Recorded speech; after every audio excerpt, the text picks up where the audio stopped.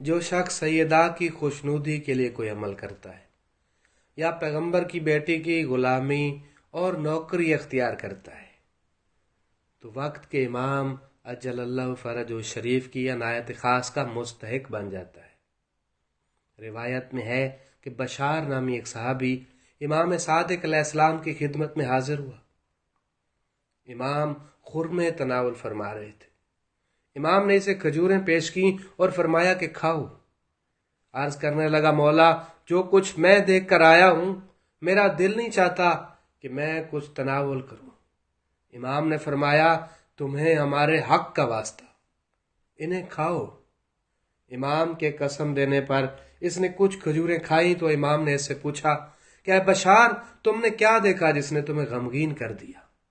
گویا کہ امام اصل ماجرا کو جانتے تھے اور اپنے صحابی کو خرما کھلانا چاہتے تھے۔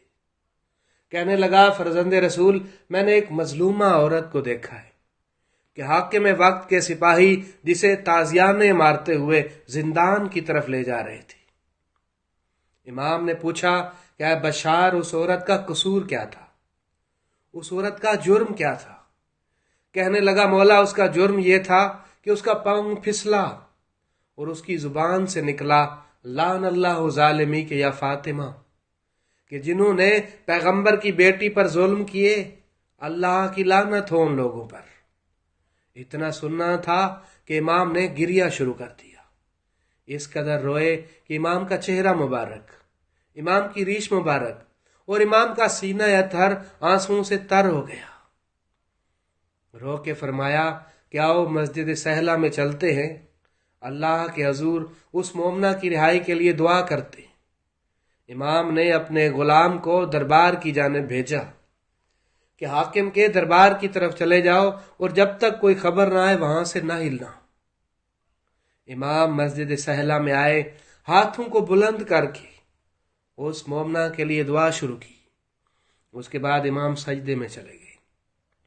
راوی کہتا ہے کہ صرف امام کے نفس کی آواز، امام کی سانسوں کی آواز ہمیں سنائی دے رہی تھی۔ امام مسلسل گریہ کرتے جا رہے تھے۔ کچھ دیر بعد امام نے سجدے سے سر اٹھایا اور فرمایا کہ وہ مومنہ آزاد ہو گئی۔ امام چل پڑے۔ رستے میں امام کا وہ غلام ملا اور عرض کرنے لگا، مولا آپ کی مومنہ آزاد ہو گئی۔ امام نے فرمایا، کیسے آزاد ہوئی؟ کہتے ہیں، مولا مجھے تفصیل نہیں پتا، حاکم کی طرف سے ایک سپاہی آیا اور اس نے آ کے اس مومنہ سے پوچھا کہ یہ تمہیں کیوں زندان میں لے کر آئی؟ کہنے لگی، کیونکہ میرا پاؤں پھسلا اور میں نے کہہ دیا، لعن اللہ ظالمی کے یا فاطمہ، کہ اللہ ان لوگوں پر لعنت کرے جنہوں نے پیغمبر کی بیٹی کو ستایا۔ یہ سننا تھا کہ حاکم کے سپاہی نے 200 درہم نکالے اور اس مومنہ کی طرف بڑھائے، کہا یہ درہم لے لو اور حاکم پر راضی ہو جاؤ۔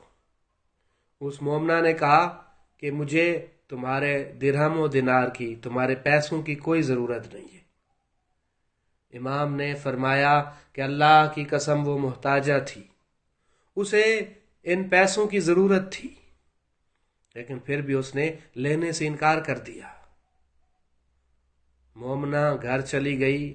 امام نے اپنی جیب سے 7 دینار نکالے، اپنے غلاموں کو دے کر فرمایا کہ اس مومنہ کے گھر جا کر دے کر آؤ اور اس مومنہ سے کہنا کہ وقت کے امام حجت خدا تمہیں سلام کہہ رہے ہیں۔ یہ لوگ مومنہ کے دروازے پر آئے اور کہا کہ جعفر ابن محمد نے آپ پر سلام بھیجا ہے۔ اس مومنہ نے کہا، تمہیں اللہ کی قسم سچ بتاؤ، کیا وقت کے امام نے مجھ پر سلام کیا ہے؟ کہنے لگے، ہاں، حجت خدا نے تم پر سلام بھیجا ہے۔ اتنا سننا تھا کہ اس عورت نے ایک چیخ ماری اور بے ہوش ہو کر گر پڑی۔ جب غش سے افاقہ ہوا تو دوبارہ پوچھا کہ کیا واقعاً حجت خدا نے مجھ پر سلام بھیجی؟ کہنے لگے، ہاں، وقت کے امام نے تم پر سلام بھیجی۔ تیسری بار یہی سوال کیا، کیا حجت خدا نے مجھ پر سلام بھیجی؟ کہنے لگے، ہاں، امام نے تم پر سلام بھی بھیجے ہیں اور تمہارے لیے یہ دینار بھی بھجوائے۔ اس نے ادب و احترام سے امام کی طرف سے بھیجے گئے دینار لی اور حمد خدا بجا لانے لگی۔ کہنے لگی کہ مولا سے جا کے کہیے گا کہ اللہ کے حضور میری شفاعت کے لیے آپ کے سوا، آپ کے گھرانے کے سوا اور کوئی نہیں ہے، خدا را میرے حق میں دعا کیجیے گا۔ امام نے جیسے یہ پیغام سنا تو گریہ کرنے لگے اور اس مومنہ کے حق میں دعا فرمائی۔ غور کیجیے کہ ایک مومنہ اگر سیدہ کونین کی خوشنودی کے لیے کوئی عمل کرتی ہے، ایک مومنہ اگر سیدہ کی وجہ سے زندان میں جاتی ہے، تو اس کے لیے امام صادق علیہ السلام گریہ فرماتے ہیں کہ داڑھی آنسوؤں سے تر ہو جاتی ہے، اور مسجد سہلہ میں جا کر سجدے میں سر رکھ کر اس کی رہائی کے لیے دعا کرتے ہیں۔ تو کیا اگر آپ سیدہ کی خوشنودی کے لیے عمل کریں گے تو امام زمانہ آپ کے حق میں دعا نہیں فرمائیں گے؟ اگر آپ چاہتے ہیں کہ حجت خدا وقت کا امام آپ کے حق میں دعا کرے تو آپ سیدہ کائنات کی خوشنودی کے لیے عمل کریں، سیدہ کی رضامندی کے لیے اور سیدہ کو راضی کرنے کے لیے اعمال بجا لیں، یقیناً حجت خدا آپ کے حق میں دعا فرمائیں گے۔